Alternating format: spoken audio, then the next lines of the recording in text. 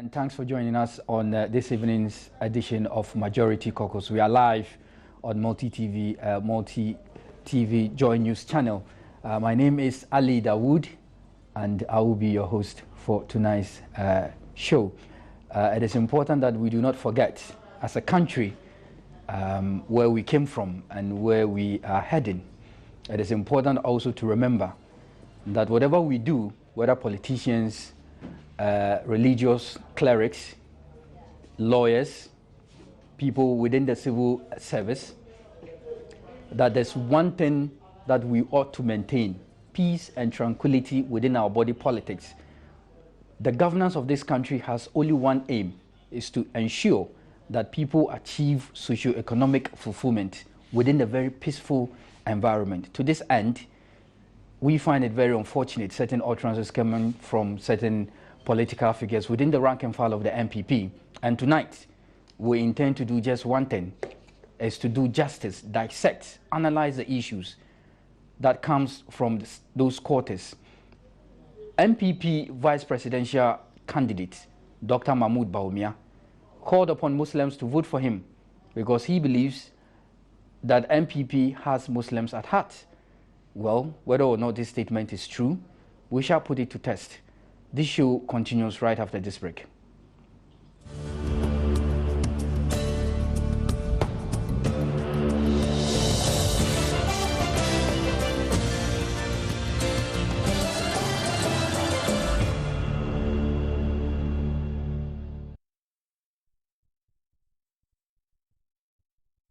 With us, if you just join in, this is Majority Caucus live on your multi-TV Joy News channel. Tonight, I have been joined in the studio to do justice to the topic announced earlier by Prince Kasim Alubankudi. He contested for the parliamentary seat on the ticket of the NDC and the Akachi constituency.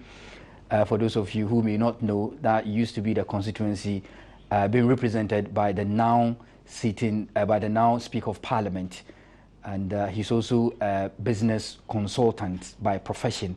And so he's well equipped to help us to do this discussion this evening. Also in the studio is Alhaji Halidu Haruna, the parliamentary candidate or the parliamentary nominee for Ablekuma Central, also a member of government communication team.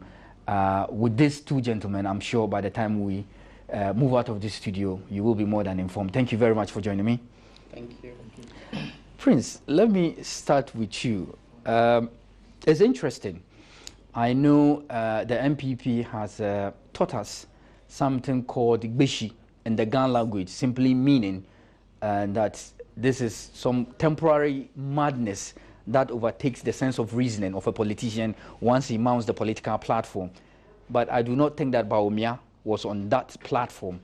In my view, I don't think that Bawumia had more than enough reason to, as it were, have a sense of reasoning clouded. So much so that he could not find anything reasonable to tell the audience or to tell the electorate to gonna vote for the MPP, other than to tell them that he is a Muslim and therefore they should vote for him. In your view, how do you position such a statement in our contemporary body politics? Thank you. First, let me say a very good evening to our good people, the Ghanaian people. I found Dr. Bawumia's statement as very backward. It's so primitive that it sets the tone for religious politicking, which is not good for our country. In countries where politics is based on religious considerations, we have trouble. So it's important that we detach religion from politics, just as we detach ethnicity and tribalism from politics. So anyone basing his politics on being Muslim or Christian is doing this country a very big disservice. Dr. Bawumia is doing Ghana a very, very big disservice. His comments could lead young people, especially young Muslims, who are decent young people, working hard every day, trying to make a living, either going to school or going to their workplaces. With a political leader like Dr. Bawumia brainwashing young people, it is possible that some may believe him. Some may think that unless there's a Muslim at the Flagstaff house, that their needs will not be met. Their needs would not be met. So some could take up to this kinds of strifes that, or activities that have the potential to make our politics unpleasant. In essence, you mean it provides good fodder, yes, for breeding radicalism? Exactly. Religious radicalism. It doesn't apply to just being Muslim. It could be Christian religious radicalism or Islamic religious radicalism. So it's important to detach religion in general from our politics. Dr. Bawumia preaching religious politics, which I could call sectarianism, he's really damaging our country. He's not doing the youth of this country any good. And we must condemn it. We must call him to order. We must let him know that you are a bad politician for this country. But isn't it interesting, even as we speak, we are yet to read a single sentence in the form of a statement condemning the conduct of Bawumia, or in the alternative, having Bawumia himself apologize. I've heard rumors about crunch meetings, to be held regarding the utterances coming from Bawumia, but I'm yet still to see we heard rumors that they would hold crunch meetings, but these things aren't surprising to me as an NDC politician. Why are they not surprising to me? The NPP and its leadership are sponsors of these kinds of division in this country. They are very good at it. Remember, when Nana Akufo-Addo himself made the all die be die comment, the infamous all die be die. The infamous all die be die comment, he did not come back to apologize for that comment. He was pushed and pushed and pushed. At a point, I heard him say something like regret. But he did not apologize for that comment. Never. Yaosafo Mafo, when he made all those, ethnocentric and tribalistic statements, he never came back to apologize. We remember the whole party, the entire NPP. Not to disrupt your flow, but I remember when Akufo-Addo was given the opportunity to redeem himself. Yes. His explanation was that, but Osafo Mafo was speaking to factual accuracy. These are historical facts. I mean, Osafo Mafo says if you don't come from resource-dominated regions, you are not entitled to be a president. I wonder which part of it is factual, because I'm yet to be told in our laws that if you hail from northern region or even Volta region or even Greater Accra, you are not qualified to be a president of the Republic. It is ridiculous in the first place, because every region in this country produces something which makes up the GDP of this country. There's no region left behind in contributing to the economy of this country. So whichever factual accuracy Nana Akufo-Addo was talking about, maybe it just lies in his Nima home. Nima Flagstaff house. Exactly. That factual whatsoever lies in his home. It's not, his statement in itself is not factual, because every part of this country produces something which makes a living for the entire country.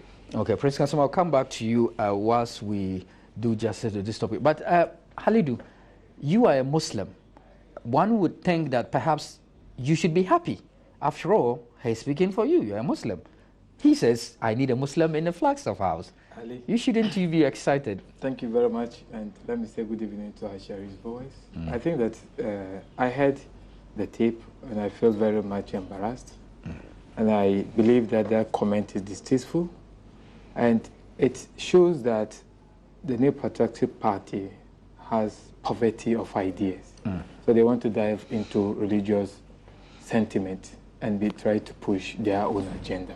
Okay. As a Muslim, Muslims will not automatically vote for me if I don't share in their pain and don't live with them. He claiming to be a Muslim, and therefore Muslims should actually vote for him to become the Vice President of the Republic of Ghana. That does not necessarily mean. It's important to ask him what was his contribution towards the development of the Muslim community. Had it not been because he has been nominated out of political expediency by the New Patriotic Party because of the historical antecedent of the New Patriotic Party, they decide to take a Muslim in order to lure them into believing that they like the Muslims. Indeed, Muslims suffered the worst humiliation and treatment under the tradition of the Dankwabusia tradition. How so?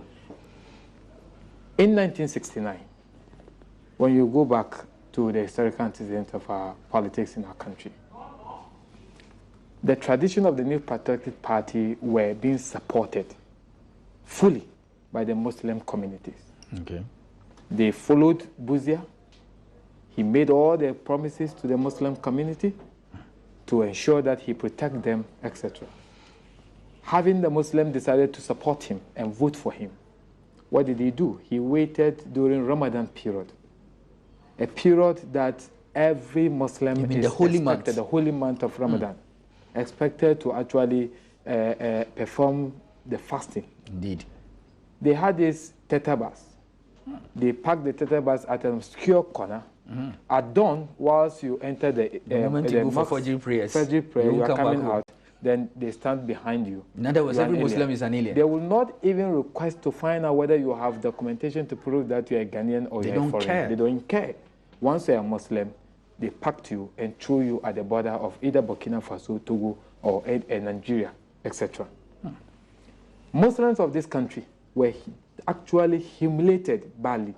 Now, one thing about Muslims is that we hate betrayal.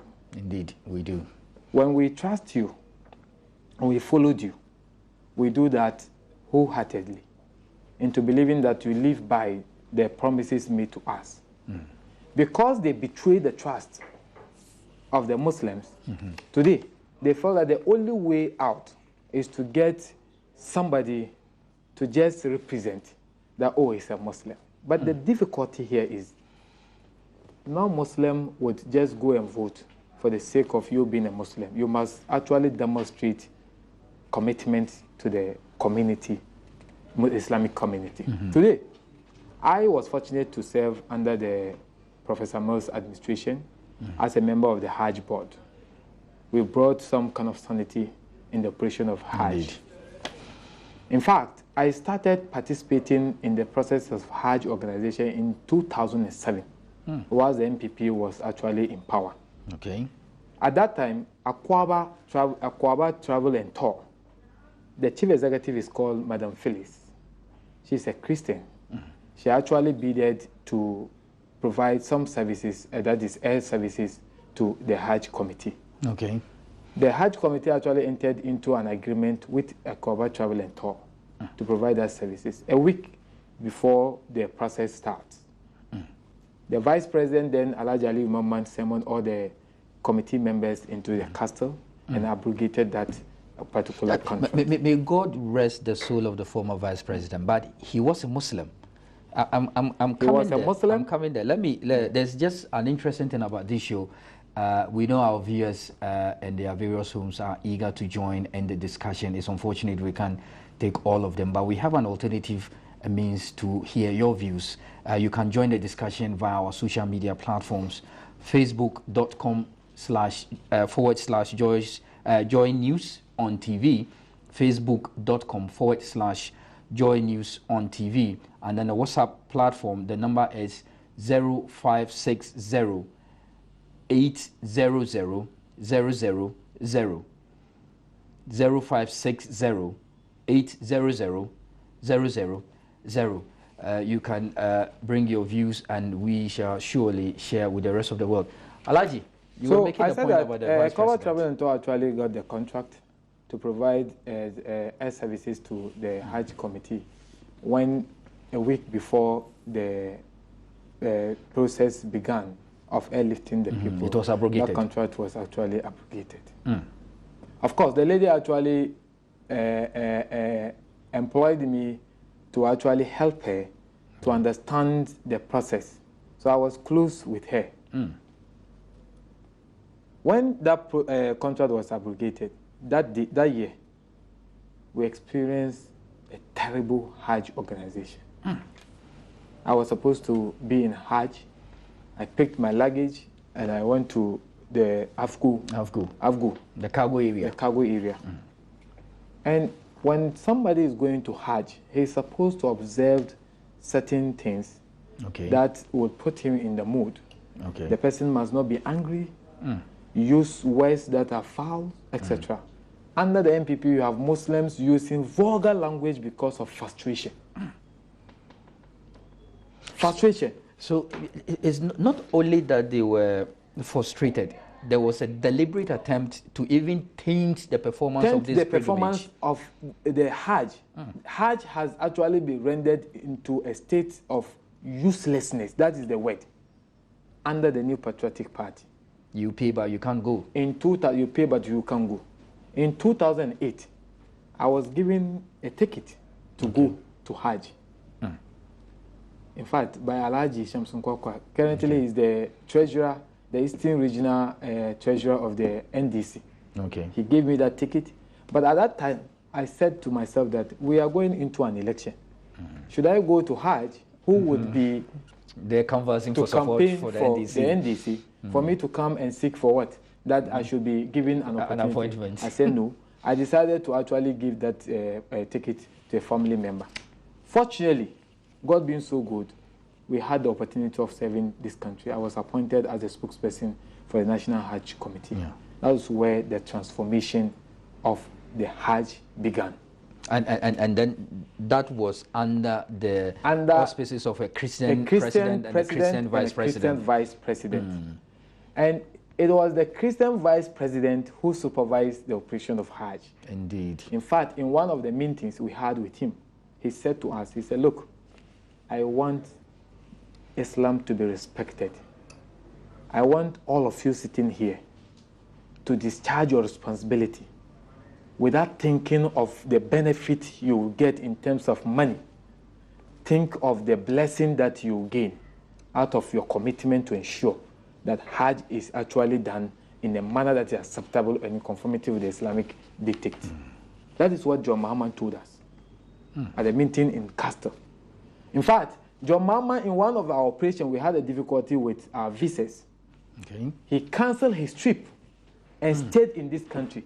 I recall that PCFM Kwame Sifakan called me as a spokesperson, and he asked a question: that why should the president cancel his trip and attend to the needs of the Muslims? I asked him, who voted for the vice president and the president? It is the people of Ghana. Indeed. And if indeed he recognized that their welfare is critical, and indeed because of the contract they entered with the people, including the Muslim community, there was nothing wrong for the president or the vice president to actually cancel his trip to attend to the concerns of the Muslims. So I'm bringing this point to emphasize that it's not only that because of a Muslim, but we want to know your contribution towards the development of Islam. Today, as we speak now, our Zongo community, go to the Zongo community. We are seeing artifacts. In fact, somebody opened his mouth and said, for the first time, did we actually establish Zongo Development Fund? No. We didn't. But because of the commitment to ensure that the Zongo community should change, we should have some level of transformation, the consolidated fund is being used to actually develop the Zongo Fund. That is the commitment. Indeed. And let me say this. Generals did something that no president has ever done under the Fourth Republic. You know, remember, in the Zongo community, most of us, I sit here, my parents were not educated, and their fear in the past was that, oh, if you go to formal education, go to school, you will not actually pray as a Muslim. You converted to Christianity. So many of them, because of that fear, they don't even send their kids to school. Their role is actually engage the leadership of the Muslim community, wanting to know why the Muslim children are not going to school. And when he was told that our fear is that when we send them to school, they would actually convert into Christianity, he said, well, if that is your fear, we are going to, as a government, get the teachers into your makaranta. Okay. So that at least we establish what we call Islamic education unit to supervise the makaranta schools within the community, where you have teachers teaching and being paid by the state. Okay. It has never happened in the history of this country. This is a Christian who recognizes that there is a need for the Muslim children to have education. And let me ask this question. Under the Muslim vice president, can Dr. Bawumia tell me one single thing that they have been able to do to change to change the image of Islam?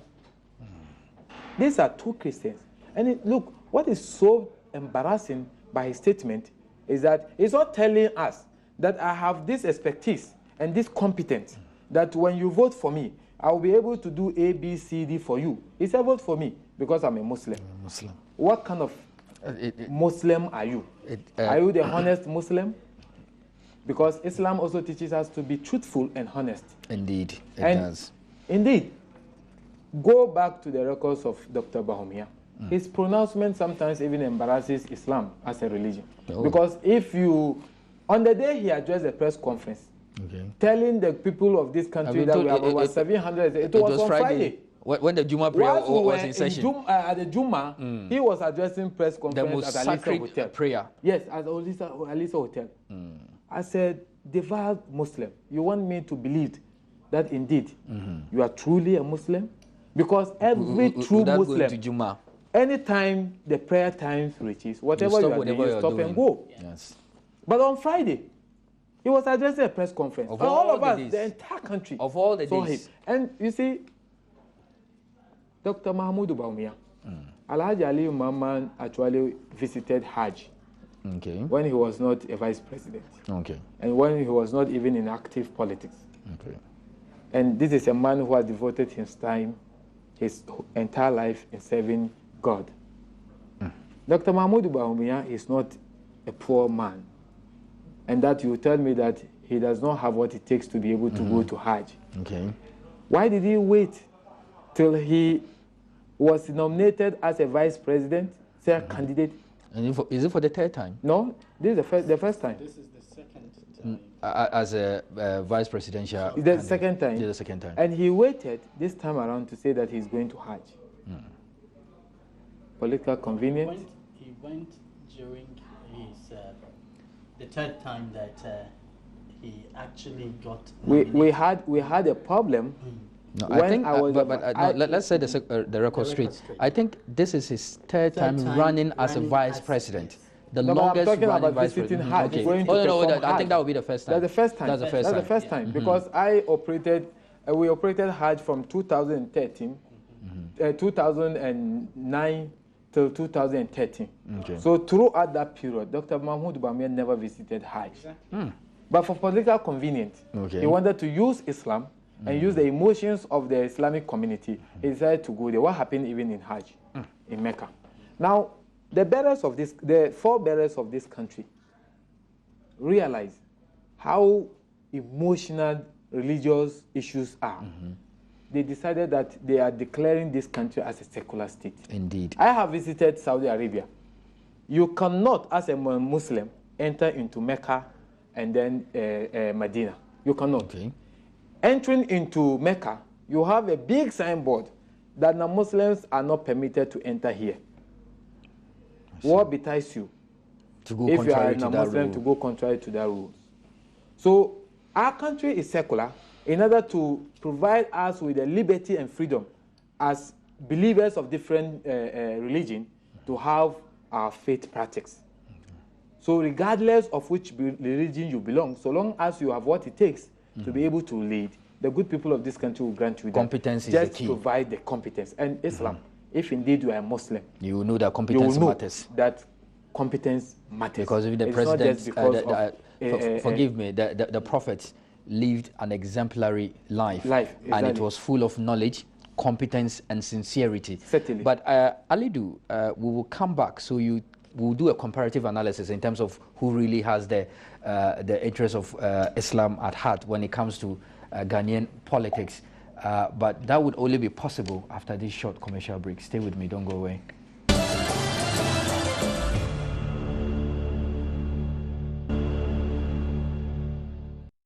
Welcome back to the show. If you're just joining us, this is Majority Caucus live on your multi-TV on Joy News channel. My name is Ali Dawood, sitting in for your regular host, James Ajenim Boateng. Before we continue with the in-house discussion, let me pay tribute to my viewers by reading some of your text messages that came through the WhatsApp platform. I have this one from Razak Al-Bashash. He says, Alhaji Haruna, we know them. A decorated MPP is still MPP. Muslims feel much comfortable under NDC than MPP. And he went further to say, we are satisfied with the Muslims ministers in the NDC. They are indeed doing job worth Allah's appreciation. Razak, this is from Razak Al-Bashash. Is it? Just a moment. Some of the messages are quite lengthy. I would advise that you keep your messages as short as possible, as there are many that I have to read.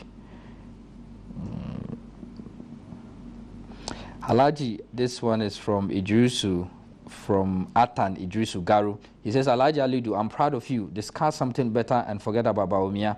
We Muslims in this country, are aware that it was the MPP time that Muslims couldn't go to Hajj, and so they haven't forgotten the bitter lessons learned under NDC. Okay, this one is a message, I think, for this one says, Alhaji Halidu, you've said it all. Kudos from Hajia Shiate, I think Tamale. Okay, some of the shorthands are interesting. Have this from George Kumasi. When you are going to invite Ashama NDC candidate to the show, we wish to hear him. Okay, when are you going to invite Ashama NDC candidates? George, we will. It depends on the availability. Some of your candidates are supervising the limited registration exercise, and as such, it's difficult sometimes. Halidu, we need to plead with him, you know, as is even in the studio, he keeps getting calls that we need you, Honorable, in the constituency. So bear with us. We'll do our best to bring the Ashama candidate. This one is from Rodriguez. He said, Dr. Bawumia is not thinking positive at all. He is a backward and doomsayer politician. And let me take this one. This is quite a lengthy one. I'll do my best. Good evening to you and your able panelists and viewers. Is Dr. Bawumia telling us that he was chosen as a running mate to Nana Addo not because of his competency, but because of his religious affiliation? If that is the case, then he should stop calling people incompetent. This is from Mustafa Yakubu from Tripone. There's another one too. Is that under Nana Addo's rulership, the MPP has been rocked with confusion, in-house fighting, distraction, and all the more has gradually become a political entity run by demigods and untouchables. Under His Excellency J.A. Kufuor, there might have been disagreement, but he showed magnanimous leadership in uniting their front. Nana Addo has spectacularly failed at that. This is also from Mustafa Yakubu from Tripone. Good. This one says, why can't you put the record straight? Stop this cheap propaganda and discuss important issue. Clearly, this is somebody who shares a contrary view. This one says, is from Dan from Huhoi. I'm an NDC sympathizer, but I think what Bawumia said, two largest, it's not clear. It's not clear. Dan from Huhoi, you might want to send your message again, and be mindful of the shorthand. It shouldn't be too much, as it should be easier for me to read. Yeah, this one says, I like your caucus boys. Our nation should not be put in tribal and religious politics. And the vice president of the MPP should be advised not to be a vice or president in our dear nation, Ghana. Okay. This one says, we the Muslim community shall vote for NDC. We are not fools. And one more. Okay, just a moment. Okay, keep the text messages coming, and remember to keep your message as brief as possible. You might want your colleague's message also to be read, so we will learn from one another. But let me exercise some quick editorial policy about the subject matter today being discussed. I do remember that all the things Bawumia was saying, I think we've seen it before. If the strategy for Bawumia is to announce to Ghanaians that we have a Muslim running mate for MPP, that has been done before. We've seen the reign of Aliu Mahama. He has been the vice president. Bawumia, you are now actually vying for the office. So whatever it is that you wish to bring on board, I think we've been served that bitter pill in the past. I remember the embarrassment meted out to Aliu Mahama when he drove all the way from Castle, left important state function, came to the MPP headquarters to be vetted, only to meet an empty vetting room. This is the kind of treatment the MPP sees fit to be meted out to a Muslim vice president. A Muslim vice president, not running mate, vice president. This same president, this same vice president has saw a lot of embarrassing moments under the Kufuor regime. I'm sure time won't allow us to discuss the issues in whole. But my worry is that Bawumia seems not to learn from history, because then the question remains that if the argument is that I'm a Muslim running mate, so vote for me, it presupposes that Muslims are unmeritorious of any position except for their religious persuasion. And as a Muslim, I find that very unfortunate and most offensive. Secondly, is Bawumia telling us that where you find an MPP parliamentary candidate who is a Christian and then an NDC parliamentary candidate who is a Muslim, the MPP should vote for the NDC parliamentary candidate because he's a Muslim? Well, Prince Kasim, help me to understand this issue, because it happened in my constituency during the registration today, and it is actually shocking that the grandson of the national chief imam today came to register, and is above even 18 years. The MPP representative challenged him that he's non-Ghanaian. The national chief imam grandson. The national chief imam has a house in Memeti, Zongo. The electoral area is Ghana's national chief imam. His grandson, and it's because the grandson is a Muslim, he was challenged that he's non-Ghanaian. Today, it happens at Zana Mox. So what I told my agent is simply this: don't raise any concern. Leave them, let them go and prove that he's non-Ghanaian. I will enter into the areas where they challenge. And then the Zabaramites from Zaramalai are being challenged as non-Ghanaians. Because they are Meanwhile, Muslims. you have Sain Maiga, who is a former Nasara Club chairman of the New Patriotic Party, who is a Zabarama. And yet, his tribe men are being challenged as non-Ghanaians. Simply because they believe in different political persuasion. But the same New Patriotic Party will be going there and telling them, vote for us. Because they are Muslims. Yes, I see. And Bawumia's wife is a Fulani. She's a Fulani, and the Fulanis in my constituency are being challenged as non-Ghanaians. And yet they want us, the Fulani, to become the second first lady. That is the shocking thing and the mystery. That's interesting. Yes. But Prince, help me to understand the issue, because sometimes I get confused. I am equally confused, but it does not surprise me. This is NPP. That's how they behave. They do not respect anyone. But when it comes to political expediency, they pick and choose. Take, for example, the late Alhaji Aliu Mahama.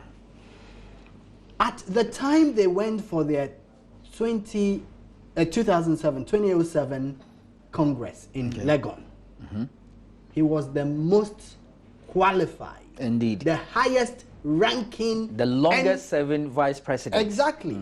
And the highest ranking NPP leader. I remember he nicknamed himself Chief Apprentice. Exactly. If the NPP truly wanted a Muslim leader, why did they not vote for the late gentleman as their presidential Alhaji candidate? Aliyu Mahama as their presidential candidate? And you know, that beggars the question that Bawumia is actually encouraging Muslims to consistently play second fiddle to any other religion. It's ridiculous. And that is very dangerous. Very laughable and dangerous. Yeah. They are only good for vice presidential slots. He's trying to limit us. Exactly. Oh, this is where you belong. Yeah, this is where you belong. You always vie for vice president. I mean, it is wrong. The behavior of Mahmoud Bawumia is wrong. And I think we should look at the NPP from these historical points that we make. okay. They have never really liked Muslims anyway, so they shouldn't come today pretending that they love Muslims. That's how I see it. If you really loved or liked your Muslim vice president, you would have made him the leader of your party to take you into an election and win that election for you. As simple as that. The fact that you didn't do that, you, Bawumia, you cannot come today telling us something that is second fiddle. Indeed. You can't do that. So I think we should concentrate more as NDC on the good work we are doing for our Muslim communities. We are the party that builds the schools Indeed. in the Muslim communities. We renovate the dilapidated buildings. Go to Nima today, the drainages are being constructed. That's a good, a very well-known Muslim community in this country. That's how we build our communities. We are the ones who give the scholarships to Muslim students. Indeed. To go and study and become someone great in society. That's NDC. That's what we do. We do not play divide and rule. We bring the Muslims and the Christians together. We bring people of every tribe together, whether you are an Ashanti, you are a Dagomba, Gurunshi, Ewe, ever, Busanga. we bring you together. I have a very diverse background religiously. At the time of my birth, my father was Muslim, my mother Christian.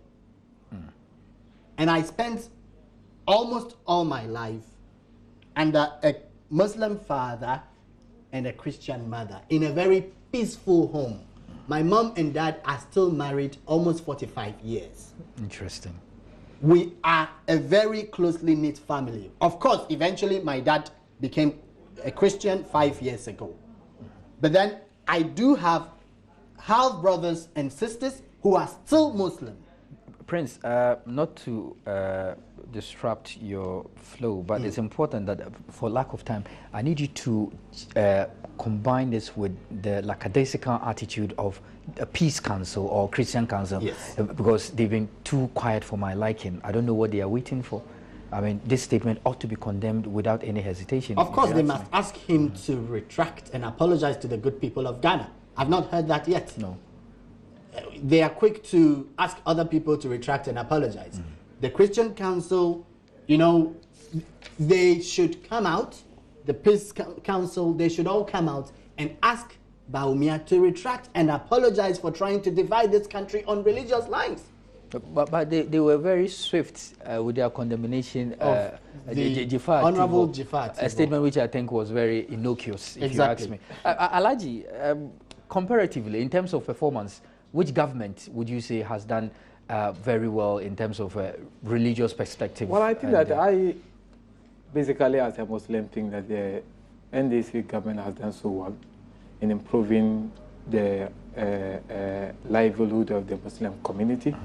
The NDC as a political party doesn't discriminate. Indeed, once you have shown competence and the courage to be able to lead, they would grant you that opportunity. In fact, what happened in NDC some years back, where we lost our sitting president, and the NDC decided that nobody should contest the current president going into the primaries.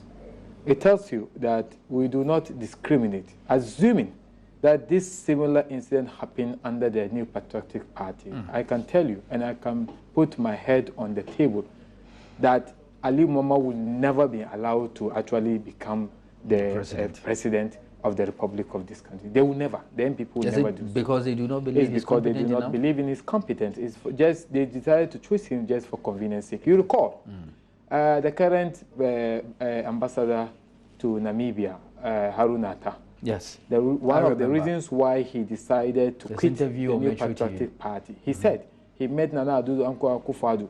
When Harunata declared his support for Aliu Mama, he told him on the face, and I quote, that I'm going to say it in three.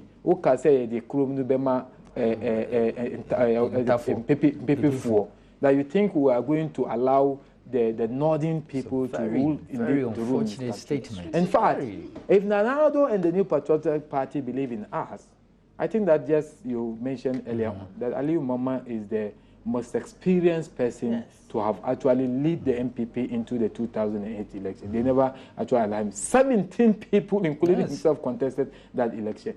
So, in terms of improving the community belonging to the Zongo community, the NDC has done so well. In fact, the NDC actually dignify us, and that is the pride that I carry when I work as a Muslim. Today, the Central Mosque at Kakudi, I recall under the New Patriotic Party, monies were actually donated, given for the construction of that Central Mosque under a Muslim vice president. And it became a fight between the Aliu Maman and then the Greater Accra Regional Minister, Sheikh Aishukwe. I listened to Sheikh Aishukwe on Vibe FM screaming. They never put up that building until it has to take a Christian president and a Christian vice president today to build a mosque. Just drive there and look at that mosque. So it is not about you being a Muslim, but it's the commitment to assist the development of this religion. And I have no doubt in mind that under John Dramani Mahama and Pa Kwesi Emisata, the Muslims have their share of the national cake. We have been respected. And I'm just saying that no NDC person throughout this limited registration challenge a Muslim that you are an alien. Go and see. Many of the challenges in my constituency today were done by the MPP, and they were all Muslims. Why? If indeed you dignify us and respect us, why do you want our vote yet? You do not think that we are qualified as a citizen of our country. Alhaji Alidu, sorry, we've run out of time, but I'm sure that come next week, if it becomes necessary, we may continue with this discussion. But just before we conclude and wrap up from the studios, let me just remind viewers that it is under this administration that airport was being constructed for the good people of the northern region, so that the multitude of people who convey themselves to Kotoka in order to fly over to Jeddah to perform the pilgrimage will be reduced. The MPP through Anthony Kabo condemned that. They told Ghanaians that Northerners don't need that airport, Muslims don't need that airport, and yet you have a running mate who believes that Islam should be the clarion call or should be the panacea when voting for who should govern the affairs of this country. It is most unfortunate, it is very pathetic, but my regret really is that still Peace Council, Christian Council, all the councils that you can think of are yet to issue a single sentence condemning this most barbaric comment coming from people who should know better. Ali, do you have just quickly before we wrap up? We were debating about this hijab thing, and then His Excellency the President decided to speak on it, telling the school heads that don't force the Muslims to visit or to go to church, and don't also disallow them not to use the hijab. Yes. Have you recalled the condemnation that came from Nana Addo Akufo-Addo?